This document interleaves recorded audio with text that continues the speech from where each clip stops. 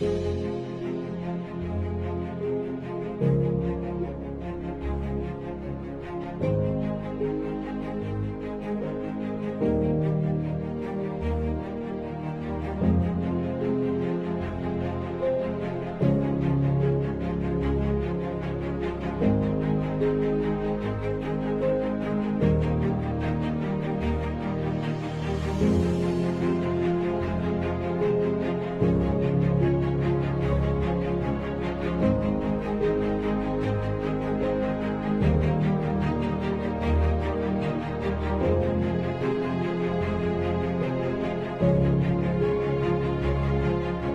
ารผลิตกสิกรรมปลูกฝังเลี้ยงสัตว์ได้เป็นพื้นฐานในการสร้างเศรษฐกิจครอบครัวเป็นการสร้างรายรับเฮ็ดให้ครอบครัวหลุดพ้นออกจากความทุกข์ยากแต่ละก้าวดังครอบครัวของทานศรีสุพรรณสุทธิจักรอายุ41ปีอาชีพค้าขายอยู่บ้านเวิ้นแคนเมืองสำกีไส้ที่ได้ถือเอาการเลี้ยงนกกระทาเป็นอาชีพเสริมสามารถสร้างรายรับได้เฉลี่ย96 ล้านกีบต่อปี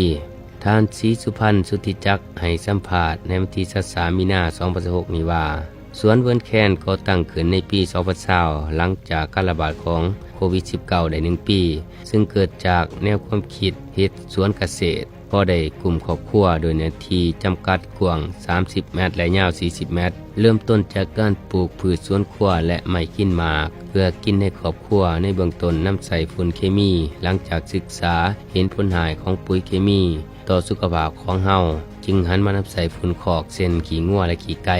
และต่อมาได้มีโอกาสไปเห็นตัวอย่างจากครอบครัวหนึ่งที่เลี้ยงนกกระทาและสามารถนำขี้นกกระทามาขายเป็นฝุ่นใดนั้นเฮ็ดให้เกิดแนวคิดใหม่อยากลองเลี้ยงนกกระทา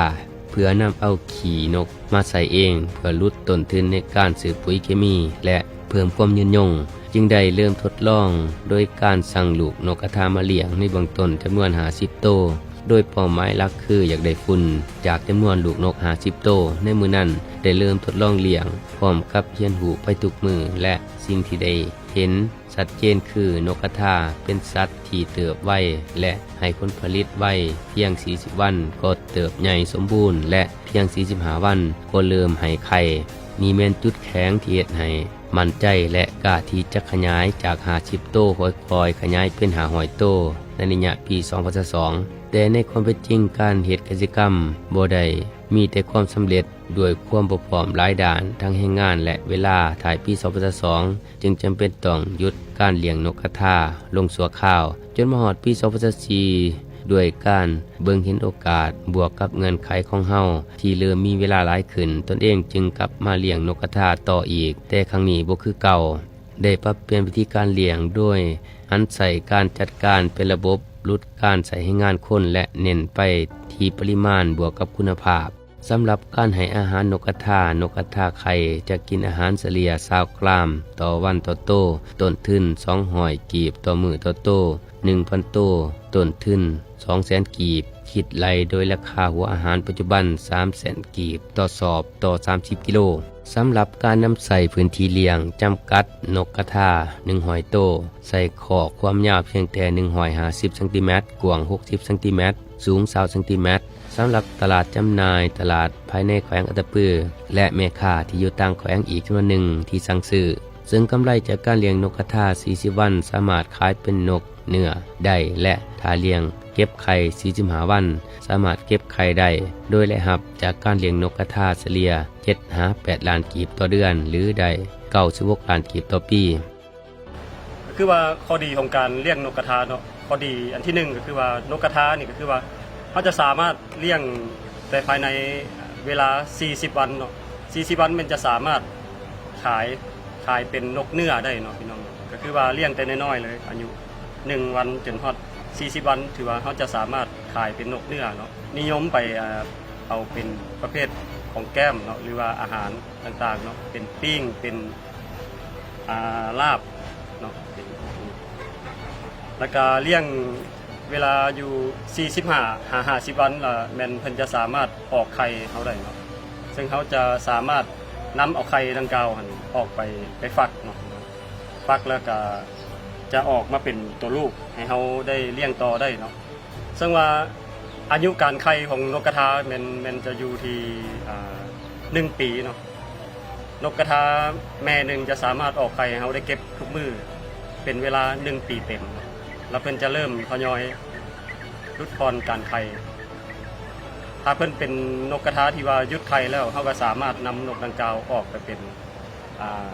นกกระทาเนื้อเนาะซึ่งว่ามีความต้องการสูงเขาเลี้ยง100 ตัวเนาะเพิ่นจะออกไข่ให้เขาอยู่85 หา 95 หน่วยเนาะก็จะต้นทุนก็จะประมาณรายรับเขาก็จะประมาณอยู่ที่มื้อหนึง90,000 กีบเนาะแต่ว่าส่วนรายจ่ายต่อนกกระทา100 ตัวก็คือว่า100 ตัวก็จะเท่ากับ20,000 กีบเนาะตัวนี้จะเป็นกำไรที่ว่าเขาสามารถบริหารได้ง่ายและอีกอย่างหนึ่งก็คือว่านกกระทาถามว่าเขาเลี้ยงอยู่40 วันเนาะมันจะสามารถขายเป็นนกกระทาเนื้อได้ซึ่งว่าปัจจุบันแม่ค้าเพิ่นซื้ออยู่ที่ตัวหนึ่ง12 หา 13,000 กีบต่อโตเนาะแล้วฉะนั้นว่าต้นทุนของนกกระทามื้อหนึ่ง200 กีบนี่40 วันก็จะตกอยู่ที่ 8,000 กีบต่อโตเนาะถ้าเลี้ยง40 วันแต่ถ้าเขาขายได้12หรือว่า13ตัวนั้นมันก็จะเป็นกำไรส่วนต่างของเขาเนาะว่าถ้าเขาเลี้ยงจำนวน100 ตัวเขาก็จะได้ส่วนต่างตัวนั้นขึ้นมาซึ่งว่าผ่านมาส่วนเงินแคนเขาก็ได้มีผู้ที่สนใจแล้วก็เข้ามาเยี่ยมยามเนาะแล้วก็ขอแบ่งแนวพันธุ์ไปหลายพี่น้องซึ่งว่ามีหลายคนก็ได้เฮ็ดสำเร็จแล้วเนาะส่วนว่าใครสนใจก็สามารถเข้ามาเยี่ยมชมที่สวนบนแคนเขาได้นะซึ่งว่าเขาก็มีลูกพันธุ์แล้วก็มีไข่เสื้อเนาะแล้วก็เขาก็แนะนำเทคนิคการเลี้ยงเนาะจนถึงมื้อที่นกกระทาออกไข่ได้